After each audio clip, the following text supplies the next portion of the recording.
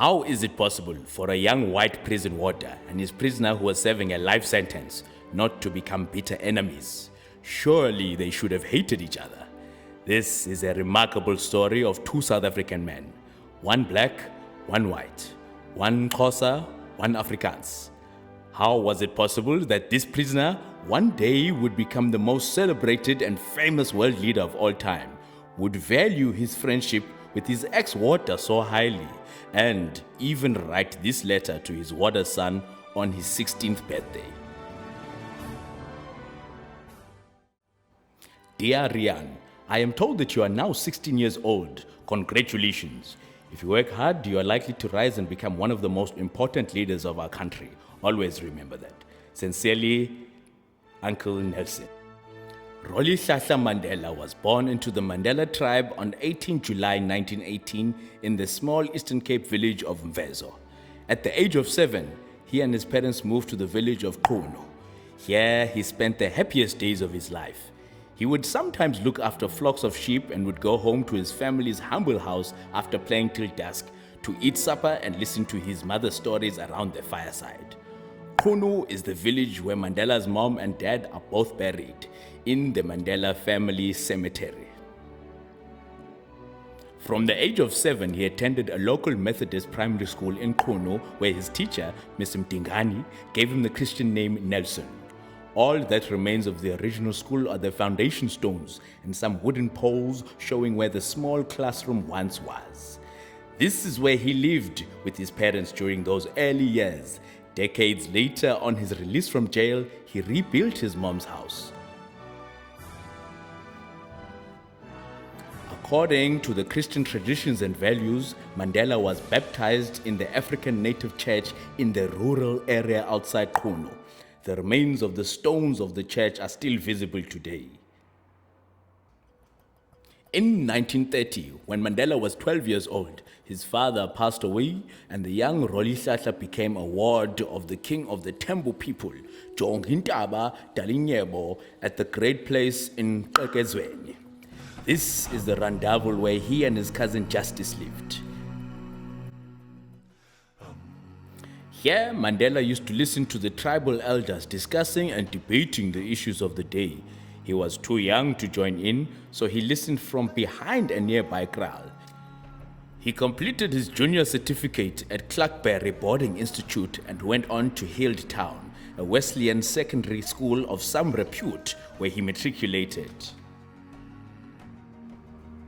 In 1941, rather than have arranged marriages, as was the king's threat, Mandela and Justice decided to run away to Johannesburg, boarding a train at the nearby station of Beachy.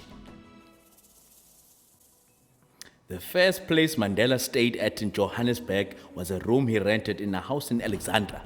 In 1944, he married Walter Sisulu's cousin, Evelyn Mace, a nurse. They had 2 sons and 2 daughters, the first of whom died in infancy. In 1946, Mandela and Evelyn moved into their home in Vilakazi Street in Soweto. They divorced in 1957, and from 1958, Mandela lived here with his second wife, Nomzamo Winifred Matigizela, Winnie. Mandela was to spend very little time here as his role in the struggle activities became all-consuming and he was forced underground in 1961. Mandela returned here for a brief 11 days in 1990 after his release. During this time, Mandela completed a 2-year diploma in law on top of his BA, and in August 1952, he and Oliver Tambo established South Africa's first black law firm, Mandela and Tambo, on the site of the present Chancellor's House. There is perhaps no other site of incarceration in South Africa that imprisoned the sheer number of well-renowned men and women as those held within the walls of the Old Fort, the Women's Jail, and Number 4. Nelson Mandela, Mahatma Gandhi, Joe Slovo, Albertina Sisulu, Winnie Madikizela Mandela, Fatima Mir. They all served time here. But the precinct also confined tens of thousands of ordinary people during its 100-year history. Men and women of all races, creeds, ages, and political agendas, the indigenous and the immigrant, the everyman and the elite.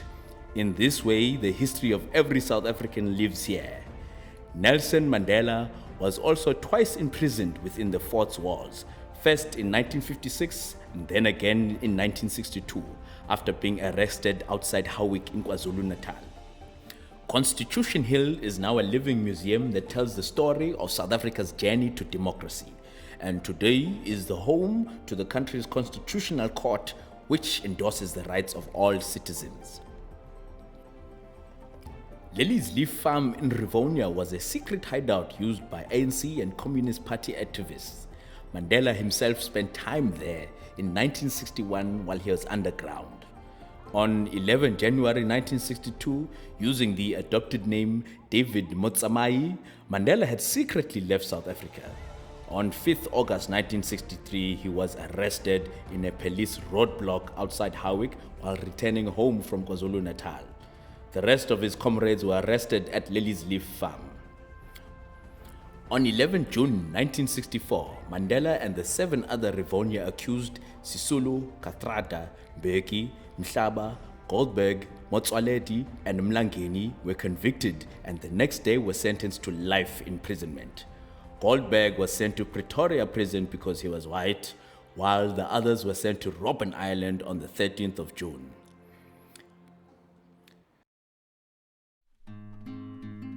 Christo Brandt spent his early years with his parents on a small farm outside Stanford called Goedvertrouw, a Dutch word meaning good trust. Life was tough.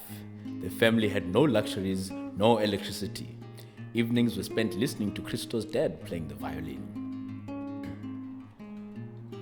From the age of 5, he went to a small school on a nearby farm. The nearest bus stop was 5 miles from his house. One of the farm workers, a black man called Chocolate, would walk with Christo to the bus stop. His schoolmates were all white boys. The colored and black kids went to another school. But before and after school, these were his friends. They spent their weekends and free time playing together. At the age of 12, his father developed pneumonia, and the family were forced to leave the farm and move to his uncle's house in Parow Valley. While at school, Christo started working on the weekends for a builder. By the age of 17, he had saved enough money to buy an old Ford Cortina, which needed its engine overhauled and gearbox replaced.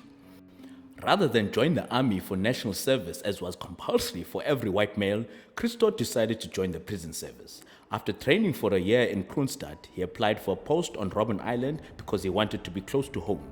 His application was successful, and in 1978, at the age of 19, he was sent to work on the island.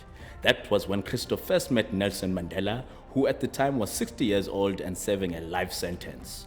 Brandt and Mandela, in contrasting worlds, came to know in different ways the full cruelty of the apartheid laws, and those worlds collided when they found themselves on Robben Island, the bleak maximum security prison where Mandela was serving life and Brandt was his warder.